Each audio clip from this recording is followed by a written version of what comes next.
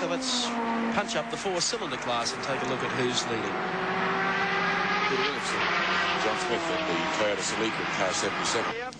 They have a long lead, as you can see, over the next car in the class. That's the Brian Foley entered Alfa Romeo Alfetta, Gary Leggett, a particularly good driver here in terms of his record at Bathurst, and Phil McDonald, the Gemini of Jim Celica, and one of the golf brothers, who temporarily won the class a couple of years ago, then had to take away on the protest.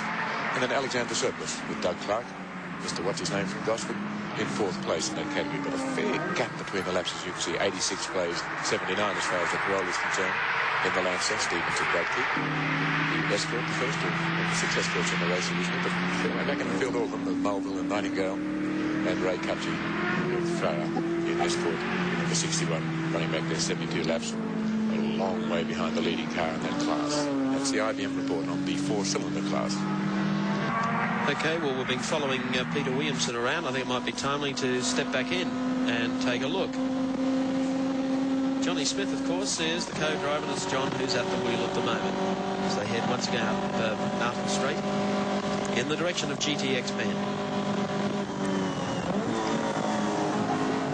We can't clean the windscreen for you at home, but still a good picture as he heads up the hill in the direction of BP Cutting.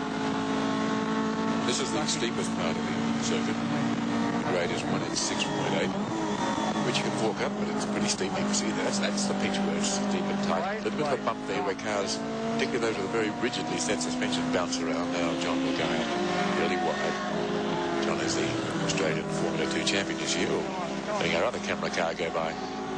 David Hobbs in the BMW 635.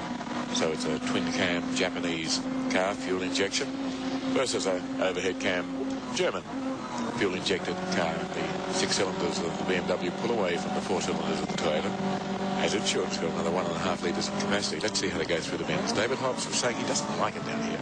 He hasn't had much practice, doesn't know it as well as the pair driving the Toyota. John Smith, Formula 4 champion, and former Formula 4, but Formula 2 champion. Pretty good at going through the bends, but not catching David Hobbs. In fact, Hobbs is pulling away, but as you can see, Hobbs might like it, but pulling me, he's going quickly, isn't he? Very much so. He's got to slow because he's got a car right in front of him. Now he takes a wide line out, brushes the Valvoline paint off the fence, and goes down Conway. That might be almost the last we can clearly distinguish of the beautifully painted black and gold BMW. It's disappeared out of sight for a moment behind the Dolomite that we're about to engulf. I hope you do pull out and pass him properly, Jim. What are you going to do? Go for it. That's better for John, rather. He had me so frightened there, I got his name confused. I thought he was going to pay a visit to the spare wheel. That's a bit of drafting, but that's ridiculous. Well, the idea is to get as close to the car in front as possible. There's a little bit of suction there, or certainly low pressure, and then you pull out at the last minute. Maybe John was doing something else. He might have been listening to the commentary. I don't know where he can join in with us, but he's busily braking at the moment down to the 100 marker, now in tight. Knows there's a sand trap there because 2 cars have been stuck.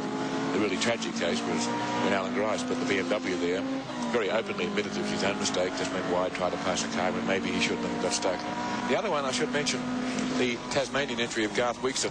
In practice yesterday in the wet twice, Garth had the melancholy distinction of spinning television cameras throughout Australia in the wet. Today he spun off into the sand, but it wasn't for the same reasons. I was talking to him afterwards. The engine had seized. He'd either seized a piston by the sound of it, a valve had dropped and caused the piston to seize, and with the engine inoperative and the car locked up, he spun into the sand. So not Garth Weekston's fault.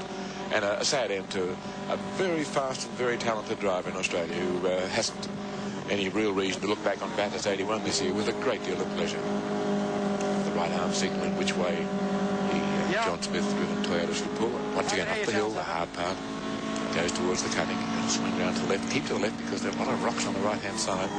A rock like those, which you probably didn't pick up clearly, was one that put John Harvey out of the race when he was running in a strong second place going down the mountain. Picked up a sharp stone that deflated the tyre, put him across the road.